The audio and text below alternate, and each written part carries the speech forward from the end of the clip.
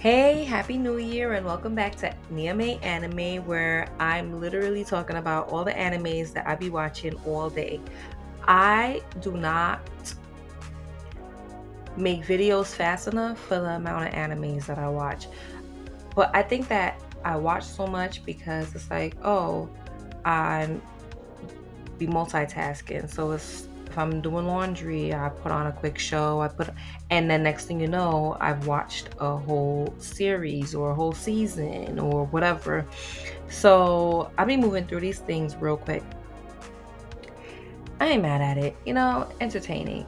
I have been though making sure that I find time to do things that I enjoy. So I've been doing writing in my 5 minute journal, playing my Switch, uh Animal Crossing, and the new Zelda game. I think it's new where you actually play it as Zelda, because in all the other Zelda games you play as Link and you have to save Zelda. But this time around, Zelda is the hero, and so I'm gonna see what it's about. I just started and I haven't even been playing long enough to really even talk about it. So I'll see. Like, I'm gonna just continue playing and seeing what that looks like. I've also read this manga that Corey Kenshin, he's a YouTuber, and he has the digital version out, and then the actual book is releasing in March or something like that. And that was gifted to me. And I'm also reading 20th Century Boys, and I don't know who the author is for that, but that was also gifted to me. I've been listening to a crap ton of books on Audibles. I just listened to The Boyfriend by, I think her name is Frida McFadden, and I listen to some other books like quick while, like, while I'm driving or on my breaks at work. So listen to those. And yeah, I just been trying to squeeze in times where I do things that are enjoyable. I feel like for 2024, I was just like work, home, family things, work, home, family things, work, home, things for other people. But I'm starting to really think about how I spend my time, and some of that should be spent on just me doing things that I want to do. We gonna see how this goes because it's just January, and you know how these New Year's resolutions be cliche. We always commit to something, and then by mid-February we be like, what was our New Year's resolution again? I don't even remember. And I ain't trying to do that. So today we're gonna get into Yakuza's Fiance. I've been finished this before the new year even hit, but I did enjoy it so much that I feel like I need to talk about it. I recommended it to my coworkers and my sister. My sister started watching it, and she's like, I don't normally like romance comedies, animes, but this one's cool because it's more adulty. And I agree with her when she made that comment, because it for sure has adult content in there, so it elevates that experience for that older audience. And I don't know, like, I feel like I need to see what other people be saying about the animes that I watch, because I don't be going out there to look. Even as I'm recording now, I don't look to be like, oh, what did other people, or how did other people feel about it? So, but that's neither here nor there. I enjoyed it. I enjoyed it, so I recommended it. Quick synopsis. So, boom. You have two Yakuza families. They've been feuding, and to end their feud, they decide to arrange a marriage for their grandchildren. So you have Yoshino Somei. Her grandfather is the Osaka Yakuza boss, and then you have Kirishima Miyama. His grandfather is the Tokyo Yakuza boss. Now, it's some weird stuff going on behind the scene with the grandfathers, where you feel like yeah, they made peace, but not really. There's still something going on there. Like they probably still trying to take over each other's territories, or something weird's going on, and that their grandchildren are actually still pawns in their plans, but they pretending like they playing nice. So at this point, I'll call them frenemies. But these grandchildren, they've never met, they don't know each other, and you know, boss Somei, he sends his granddaughter Yoshino Somei to Tokyo, where she meets the grandson. She sees him, he's polite, smart, handsome, well dressed, popular, and she looks at him like something's still off though. You ever meet those people where it's like, I see you, but I truly don't see you. Something's not right. And that's how she feels about him. So she's like, yeah, like he got like weird vibes. And she'll see it in his smile. Like he'll turn his smile at her and she'd be like, nah, like something's off.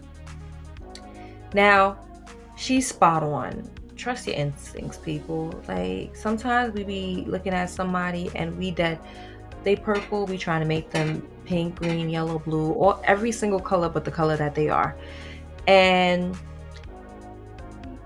he turns into a major butthole. And she finds out like he's a masochist. He likes to torture people. He likes to be tortured. He likes to get into all sorts of shenanigans. He loves to be like talked down to. He's a real masochist.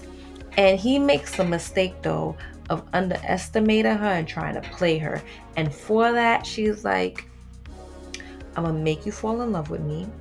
I'm gonna stay in Tokyo for a year. I'm gonna go to school here. I'm gonna live here. And at the end of the year, I'm gonna break your heart. Just because you tried me. Just because you tried to play me, I got you.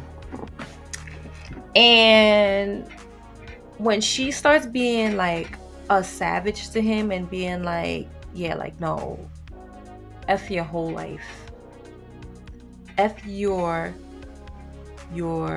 whole being. He turns around, he's like, I love you. Oh my God, I love you. I love you. Oh, Yoshino, I love you so much.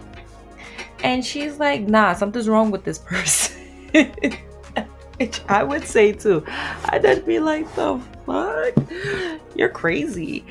And that's what she says. She's like, the fuck? You're crazy. So they together though, they get into all sorts of shenanigans and also trying to figure out what's going on with the grandparents and basically what are they truly up to? You know what I mean? And through every scenario that they go through, he truly shows that he cares for her. And even though they haven't shown it in season 1, I feel like when season 2 comes around, you'll start to see that maybe she loves him too, but we're not there yet. I'm waiting for season 2 because I will definitely be tuning in because I was watching this week by week. As they were releasing episodes, I was like, oh yeah, cool. Let me watch this real quick. And then at the end of the episode, I'd be like, fuck, I gotta wait till next week. Oh, fuck. So, yeah.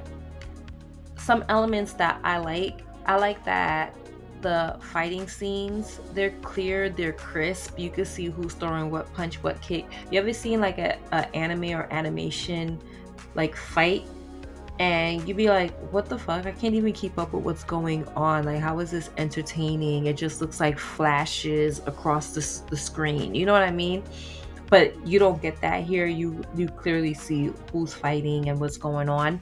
And every time in that moment when they're choosing violence, their eyes grow goldy yellow, like it just be goldy yellow, and you'd be like, oh yeah, things about to get real violent up in here. And I do like that as well. I don't know why it stands out to me, but whatever. I also like their outfit changes. They're so stylish. They like, do you guys have a stylist? Who's dressing y'all? Y'all looking real spiffy over here. They're so stylish, and I enjoy that too. And it's just a fun dramedy romance is what the best way for me to even describe this anime. Um, I'm trying to think of if there's anything else that I'm forgetting to tell y'all. You should definitely tune in. You should definitely watch it. I don't like to make these videos too long, and I don't like to give too many details because I want you to go watch it and come back and be like, "Oh yeah, I enjoyed that." Oh yeah, it's not what I expected. It may not be even what I described, as much as I try to like be accurate with my descriptions, and might be all the way lying to you. But if I had to give it a rating, I would for sure give it like a 4.2 out of 5 stars. Some things that I didn't like is like the character development. There's a lot that you still don't know, and for it to be 12 episodes, 23 minutes a episode, I believe, you could give a little bit more details so that you relate to the characters more. I think that's super important when you're telling a story, that there's a reasoning behind why this person is the way they are, why they choose or make the decisions that they make. That does not really, you don't really get that from Yakuza's Fiance. I'm still wondering about the grandfather, who he is, what his background is. Why is he so important to this story beyond being a Yakuza's boss? And I wonder about Kirishima and his background. Like, you're a masochist. You like to break people's bones. You like to get into fights. You like to get into trouble. But I'm just meeting you at this, what, they like 17, 18 in the story. But there's a reason why. Why? What's going on? Where are Yoshino's parents? You hear that, like, oh, the father died, or, and I believe maybe the mother did too. I don't even know, like, if she's around. But how? What happened? And I hate when I'm left after 12 episodes still asking questions about certain things. Unless you're trying to save it for season 2, then do what you gotta do. Like, if you wanted me to come back, so you leaving cliffhangers left and right. But there is such a thing as too many cliffhangers also. Like, sometimes don't play yourself. My last note is that I now want a Yakuza tattoo so badly. They're so fire. Oh my gosh, I love seeing them. I always love seeing them in like Japanese movies and whatever, but I want one so bad. This is the second Yakuza anime that I watched where I was like, damn, those tattoos are so fire. And I went to Japan. Okay, so boom. So this is my little geisha that I got from Japan when I went a few years ago.